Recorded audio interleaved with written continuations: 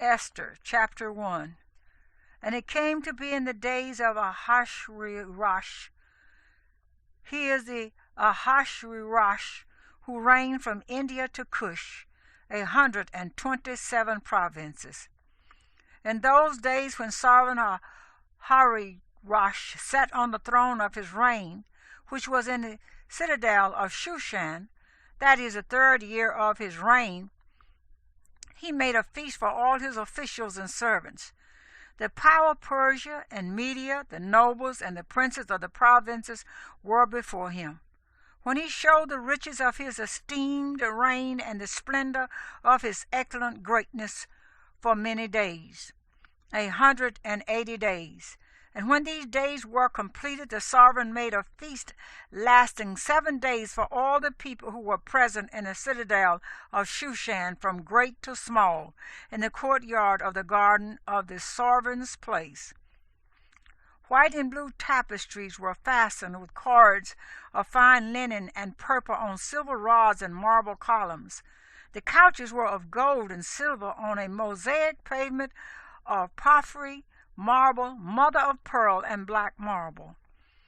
And they served drinks in golden vessels, the vessels being different from one another, with much royal wine according to the hand of the sovereign. And drinking was according to the law. No one was compelled, for so the sovereign had ordered all the officers of his house that they should do according to each one's pleasure. Sovereigness Vashti also made a feast for the women in the royal palace which Sovereign Aḥashwērosh owned. On the 7th day, when the heart of the sovereign was glad with wine, he ordered Mehuman, Biztha, Harbona, Bigtha, and Abagtha, Zitha, and Carcass, the 7 eunuchs who were in attendance in the presence of Sovereign Aḥashwērosh, to bring Sovereigness Vashti before the sovereign, with her royal crown, in order to show her loveliness to the people and the officials, for she was lovely to look upon. But Sovereigness Vashti refused to come at the sovereign's command brought by his eunuchs. And the sovereign was very wroth, and his rage burned within him. So the sovereign said to the wise men who understood the times, for in this way the sovereign's matter came before all who knew law and right ruling, and who were close to him: Karshena, Shita, Admatha, Tarshish, Meres, Marsena, Memucan, the 7 princes of Persia and Media, who saw the sovereign's face, who sat first in the reign. According to law, what is to be done to Sovereigness Vashti, because she did not perform the command of Sovereign Aḥashwērosh through the eunuchs. And Memucan answered before the sovereign and the princes, Sovereigness Vashti has misbehaved not only toward the sovereign, but also toward all the princes and all the people who are in all the provinces of Sovereign Aḥashwērosh. For the matter of the sovereignness shall go forth to all women, to make their husbands despised in their eyes, when they say, Sovereign Aḥashwērosh commanded Sovereigness Vashti to be brought in before him, but she did not come. And this day the princesses of Persia and Media shall say to all the sovereign's officials that they have heard of the matter of the sovereignness with plenty of scorn and wrath. If it pleases the sovereign, let a royal decree go out from him, and let it be recorded in the laws of the Persians and the Medes, so that it does not pass away, that Vashti shall come no more before Sovereign Aḥashwērosh, and let the sovereign give her royal position to another who is better than she. And the sovereign's decree, which he makes, shall be proclaimed throughout all his rule, great as it is, and all the wives give esteem to their husbands, both great and small. And the word was good in the eyes of the sovereign and the princes, and the sovereign did according to the word of Memucan. So he sent letters to all the sovereign's provinces, to each province in its own writing, and to every people in their own language, that each man should be master in his own house and speak in the language of his people.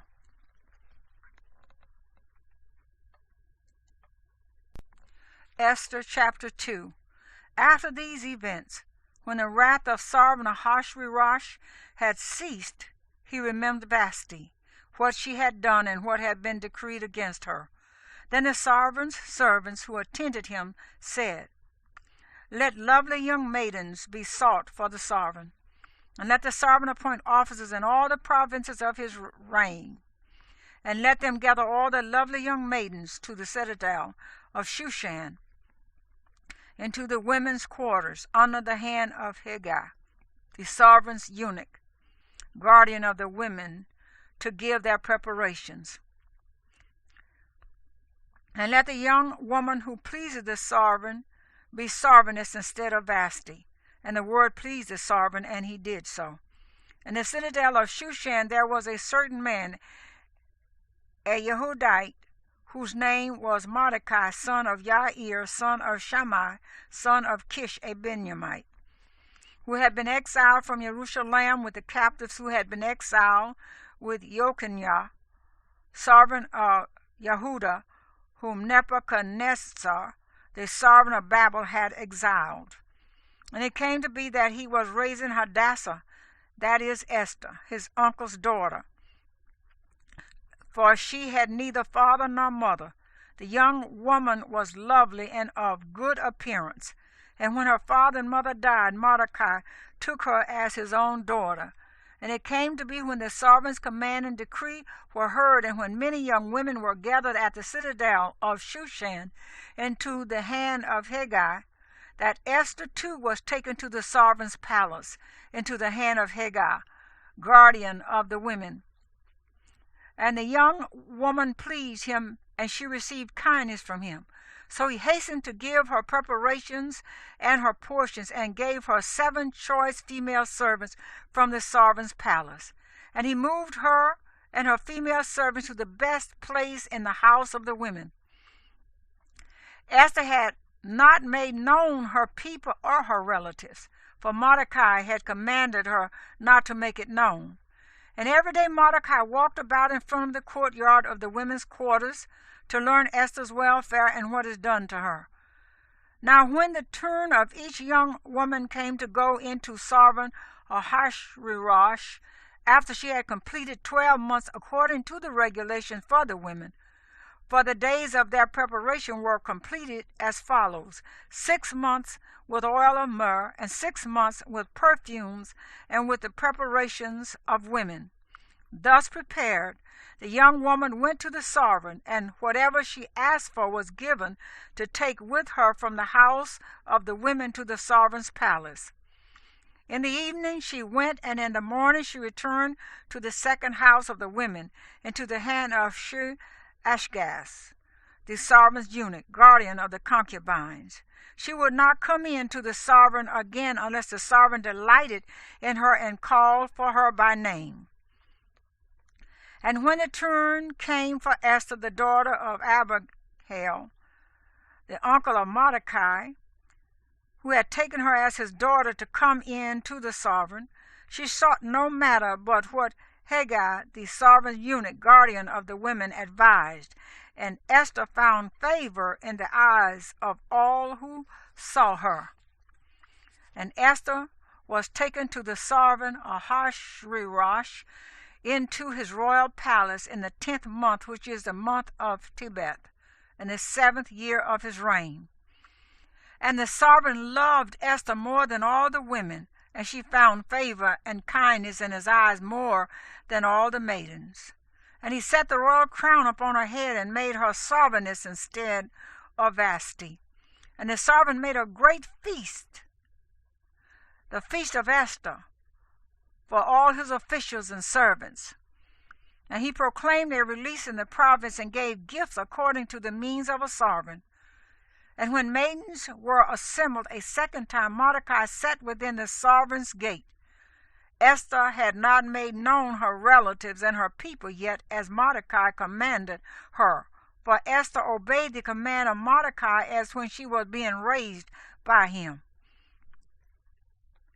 In those days, while Mordecai sat within the sovereign's gate, two of the sovereign's eunuchs, Bigthan and Teresh, doorkeepers, were wrought and sought to lay hands on Sovereign Aḥashwērosh.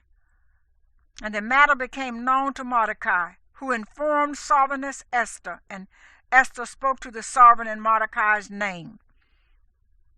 And when the matter was searched into, it was confirmed, and both were impaled on a stake. And it was written in the book of the annals in the presence of the sovereign.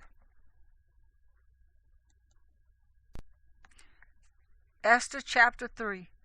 After these events, Sovereign Aḥashwērosh promoted Haman, son of Hammedatha, the Agagite, and exalted him and seated him higher than all the princes with him. And all the sovereign's servants who were in the sovereign's gate bowed and did obedience to Haman, for so the sovereign had commanded concerning him. But Mordecai would not bow or do obedience. And the sovereign's servants who were in the sovereign's gate said to Mordecai, "Why do you disobey the sovereign's command?" And it came to be when they spoke to him daily, and he would not listen to them, that they told Haman to see whether the words of Mordecai would stand, for he had told them that he was a Yahudite. And when Haman saw that Mordecai did not bow or do obedience, Haman was filled with wrath.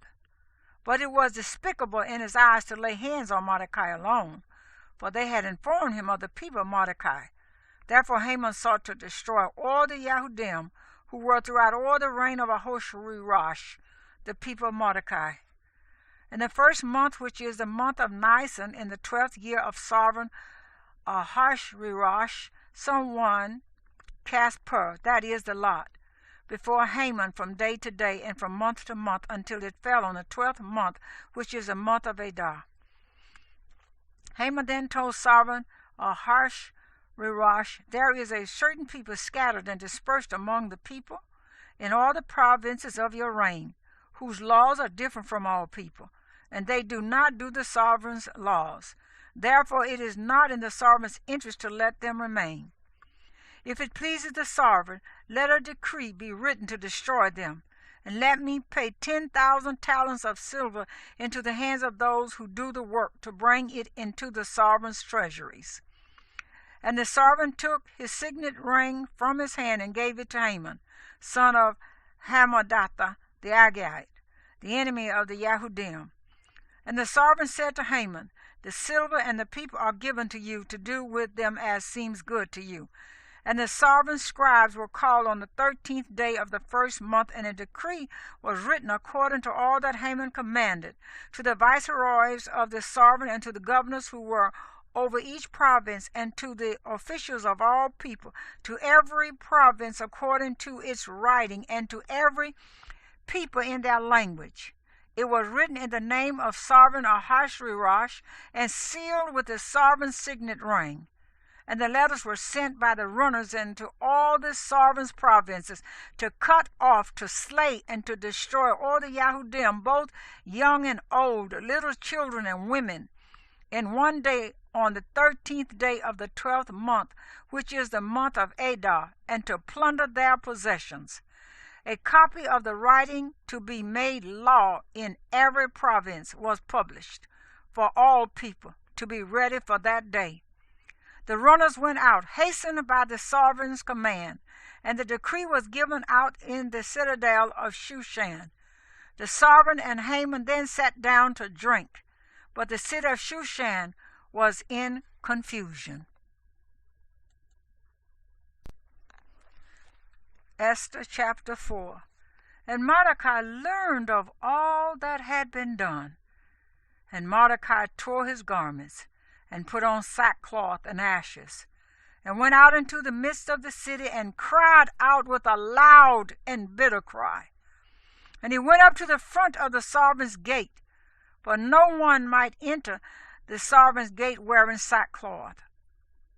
And in every province where the sovereign's command and decree came, there was great mourning among the Yahudim, and fasting and weeping and wailing, and many lay in sackcloth and ashes. And Esther's young women and eunuchs came and told her, and the sovereigness was deeply pained, and sent garments to Mordecai to wear and to take away his sackcloth from him, but he refused. And Esther called Hathach, one of the sovereign eunuchs whom he had appointed to attend her, and she gave him a command concerning Mordecai to learn what and why this was. And Hathach went out to Mordecai to an open space of the city in front of the sovereign's gate. And Mordecai told him all that befell him, and all about the silver that Haman promised to pay into the sovereign's treasuries to destroy the Yahudim. And he gave him a copy of the written decree to destroy them, which was given at Shushan, to show it to Esther and explain it to her, and to command her to go in to the sovereign to make supplication to him and plead before him for her people. And Hathach came and told Esther the words of Mordecai. And Esther spoke to Hathach and gave him a command for Mordecai. All the sovereign's servants and the people of the sovereign's provinces know that any man or woman who goes into the inner court to the sovereign who has not been called, he has but one law, to be put to death, except the one to whom the sovereign holds out the golden scepter, who then shall live. But I have not been called to come into the sovereign these 30 days. And they declared to Mordecai the words of Esther. And Mordecai commanded them to answer Esther, "Do not think within yourself to escape in the sovereign's palace any more than all the other Yahudim. For if you keep entirely silent at this time, relief and deliverance shall arise for the Yahudim from another place, while you and your father's house perish. And who knows whether you have come to the reign for such a time as this?" And Esther commanded to reply to Mordecai, "Go gather all the Yahudim who are present in Shushan, and fast for me, and do not eat or drink for 3 days, night or day. I too and my young women shall fast in the same way. Then I shall go to the sovereign, which is against the law, and if I shall perish, I shall perish." Mordecai then went away and did according to all that Esther commanded him.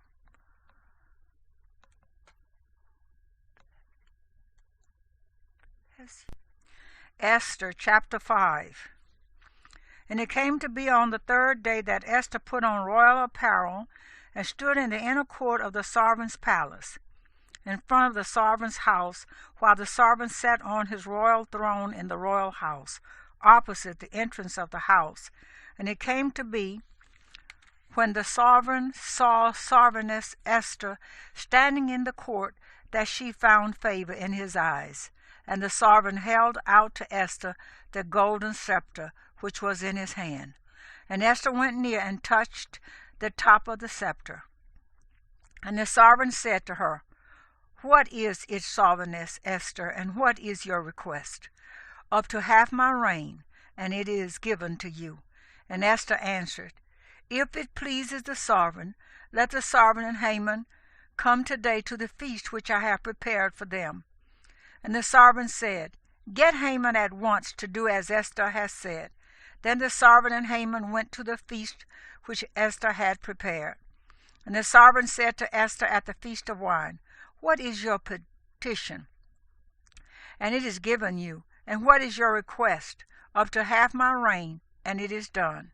And Esther answered and said, "My petition and request is this: if I have found favor in the eyes of the sovereign, and if it pleases the sovereign to give my petition and perform my request, then let the sovereign and Haman come to the feast which I make for them, and tomorrow I shall do according to the word of the sovereign." And Haman went out that day rejoicing and with a glad heart. But when Haman saw Mordecai in the sovereign's gate, and that he did not stand or tremble before him, he was filled with wrath against Mordecai. But Haman held himself in, and came to his house, and he sent and called for his friends and Zeresh his wife. And Haman recounted to them the esteem of his wealth and his many sons, and all in which the sovereign had promoted him, and how he had exalted him above the officials and servants of the sovereign. And Haman said, Besides Esther, the sovereigness, let no one but me come in with the sovereign to the feast which she prepared. And tomorrow too I am invited by her along with the sovereign. But all this does not suit me as long as I see Mordecai, the Yehudite, sitting at the sovereign's gate. So his wife Zeresh and all his friends said to him, Let a stake be made 50 cubits high, and in the morning speak to the sovereign that Mordecai be impaled on it, and go with the sovereign to the feast, rejoicing.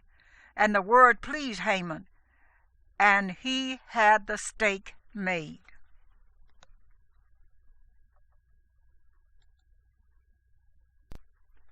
Esther chapter 6. On that night the sleep of the sovereign fled, and he commanded to bring the book of the records of the annals, and they were read before the sovereign.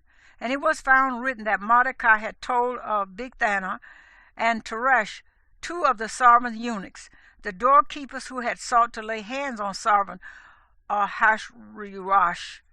Then the sovereign said, What has been done in value or in greatness to Mordecai for this?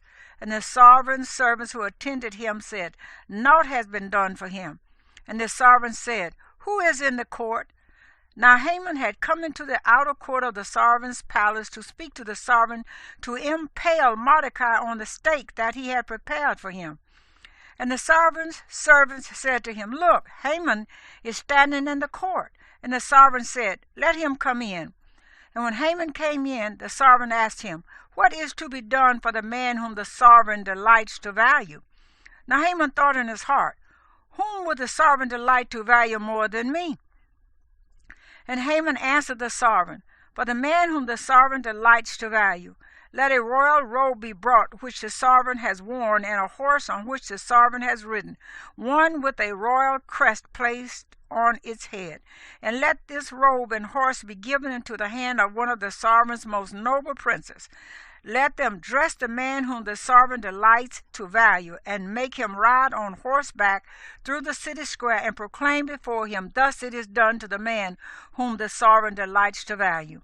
And the sovereign said to Haman, Hurry, take the robe and the horse as you have spoken, and do so for Mordecai the Yehudite, who sits in the sovereign's gate. Let no word fail of all that you have spoken.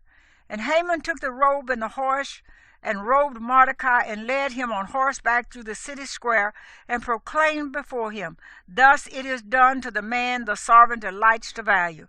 Then Mordecai went back to the sovereign's gate. But Haman hurried to his house, mourning and with covered head. And when Haman related to his wife Zeresh and all his friends all that had befallen him, his wise men and his wife Zeresh said to him, If Mordecai, before whom you have begun to fall, is from the seed of the Yehudim, you are not going to prevail against him, but certainly fall before him. While they were still speaking with him, the sovereign's eunuchs came and hurried to bring Haman to the feast which Esther had prepared.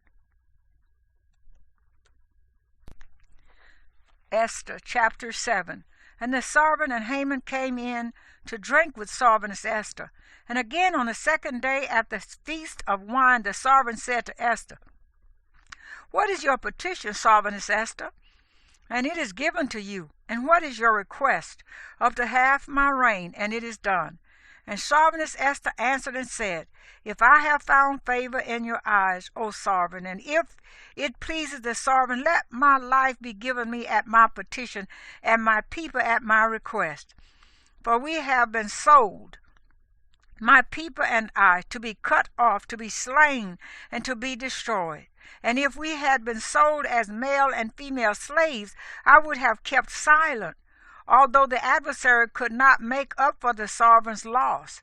Then Sovereign Aḥashwērosh asked Sovereign Esther, "Who is he, and where is he whose heart is set to do so?" And Esther said, "The adversary and enemy is this evil Haman." Then Haman was afraid before the sovereign and sovereigness. And the sovereign, arising in his wrath from the feast of wine, went into the palace garden. And Haman remained before Sovereign Esther, pleading for his life, for he saw that evil had been decided against him by the sovereign. And when the sovereign returned from the palace garden to the place of the feast of wine, Haman was fallen on the couch where Esther was. Then the sovereign said, "Also to ravish the sovereigness while I am in the house?"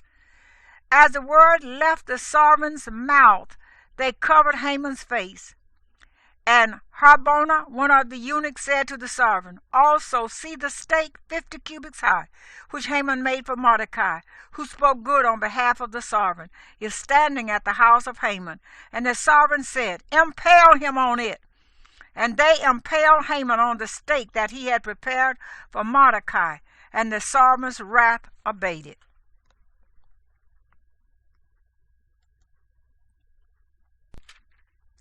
Esther chapter 8. On that day Sovereign Aḥashwērosh gave to Sovereigness Esther the house of Haman, the adversary of the Yahudim. And Mordecai came before the sovereign, for Esther had explained what he was to her.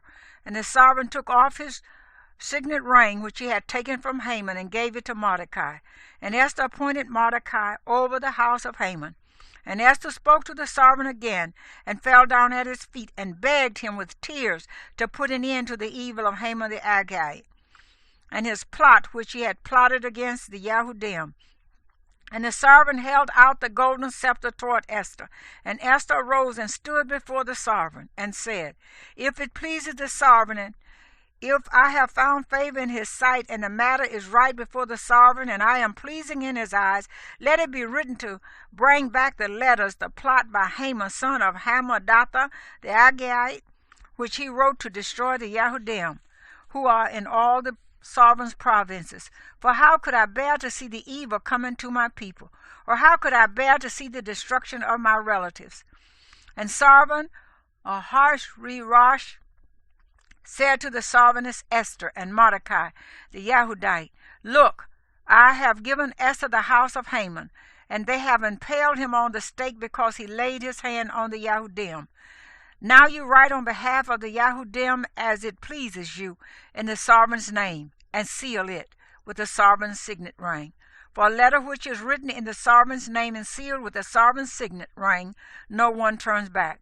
So the sovereign's scribes were called at that time in the 3rd month, which is the month of Sawan, on the 23rd day. And it was written according to all that Mordecai commanded to the Yahudim and to the viceroys, and the governors and the princes of the provinces from India to Kush, 127 provinces, to every province in its own writing, to every people in their own language, and to the Yahudim in their own writing and in their own language.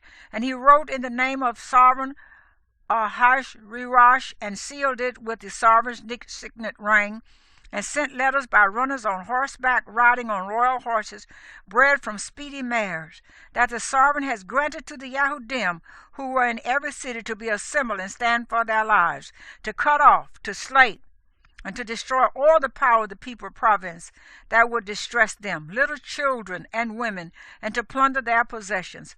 On one day in all the provinces of Sovereign Aḥashwērosh, on the 13th day of the 12th month, which is the month of Adar, the copy of the writing to be made law in every province was announced to all the people, so that the Yahudim would be ready on that day to be avenged on their enemies. The runners riding on royal horses went out, hastened and pressed on by the sovereign's command, and the decree was given out in the citadel of Shushan. And Mordecai went out from the presence of the sovereign, wearing royal garments of blue and white, with a great crown of gold and a garment of fine linen and purple. And the city of Shushan rejoiced and was glad. For the Yahudim there was light and gladness and joy and value. And in every province and in every city where the sovereign's command and decree came, the Yahudim had joy and gladness. A feast and a good day, and many of the people of the land were becoming Yahudim, for the fear of the Yahudim had fallen upon them.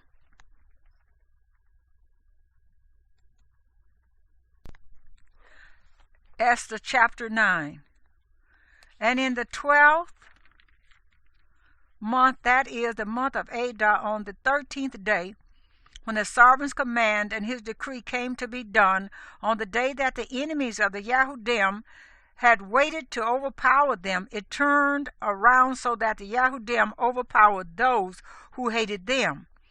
The Yahudim assembled in their cities throughout all the provinces of Sovereign Aḥashwērosh to lay hands on those who sought their evil. And no one stood against them, because fear of them fell upon all people. And all the officials of the provinces and the viceroys and the governors and all those doing the sovereign's work helped the Yahudim, because the fear of Mordecai fell upon them. For Mordecai was great in the palace of the sovereign, and his report spread into all the provinces. For this man Mordecai became greater and greater. And the Yahudim smote all their enemies with the stroke of the sword, with slaughter and destruction, and did what they pleased to those who hated them. And in the citadel of Shushan the Yahudim slew and destroyed 500 men, and they slew Parshadatha, and Dalphon, and Aspatha, and Poratha, and Adalia, and Aridatha, and Parmesta, and Arisia, and Aridiah, and Weyazatha, the 10 sons of Haman, son of Hammedatha, the enemy of the Yahudim. But they did not lay a hand on the plunder. On that day the number of those who were slain in the citadel of Shushan came before the sovereign. And the sovereign said to the sovereigness Esther, the Yahudim have slain and destroyed 500 men in the citadel of Shushan, and the 10 sons of Haman. What have they done in the rest of the sovereign's provinces? And what is your petition? And it is given to you. And what is your further request? And it is done. And Esther said, if it pleases the sovereign, let it be given to the Yahudim who are in Shushan, to do again tomorrow according to today's decree, and let Haman's 10 sons be impaled on the stake. And the sovereign commanded this to be done. And the decree was given in Shushan, and they impaled Haman's 10 sons. And the Yahudim who were in Shushan also assembled on the 14th day of the month of Adar, and they slew 300 men at Shushan, but they did not lay a hand on the plunder. And the rest of the Yahudim in the sovereign's provinces assembled and stood for their lives, and to get rest from their enemies, and to slay 75,000 of their enemies. But they did not lay a hand on the plunder. That was on the 13th day of the month of Adar, and on the 14th day of the month they rested and made it a day of feasting and gladness. But the Yahudim who were at Shushan assembled on the 13th day as well as on the 14th day. And on the 15th day of the month they rested and made it a day of feasting and gladness. Therefore the Yahudim of the villages who dwelt in the unwalled towns were making the 14th day of the month of Adar a good day of gladness and feasting, and for sending portions to one another.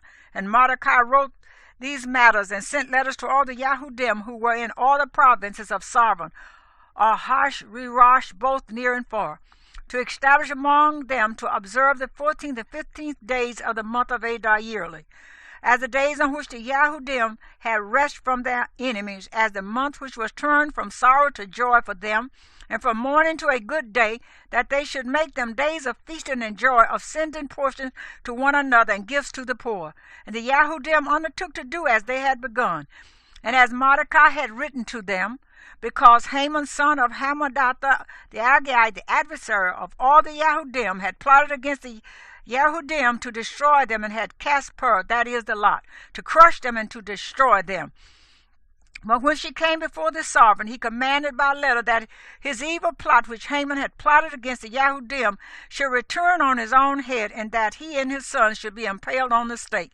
Therefore they called these days Purim, after the name Pur. Therefore, because of all the words of this letter, what they had seen concerning this matter, and what had come upon them, the Yahudim established and imposed it upon themselves and upon their seed, and all who should join them, that without fail they should observe these 2 days every year according to their writing and at the appointed time, and that these days should be remembered and observed throughout every generation, every clan, every province, and every city, and that these days of Purim should not fail from among the Yahudim, and that the remembrance of them should not cease from their seed.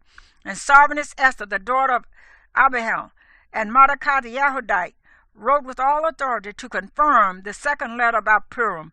And Mordecai sent letters to all the Yahudim to the 127 provinces of the reign of Aḥashwērosh, words of peace and truth, to establish these days of Purim at their appointed times, as Mordecai the Yahudite and Sovereign Esther had established for them, and as they had established for themselves and their seed concerning matters of their fasting and lamenting. And the decree of Esther established these matters of Purim, and it was written in the book. Esther chapter 10. And Sovereign Aḥashwērosh laid compulsory labor on the land and the islands of the sea, and all the acts of his power and his might, and the exact account of the greatness of Mordecai, with which the sovereign made him great. Are they not written in the book of the annals of the sovereigns of Media and Persia? For Mordecai the Yahudite was second to Sovereign Aḥashwērosh, and great among the Yahudim, and pleasing to his many brothers, seeking the good of his people, and speaking peace to all his seed.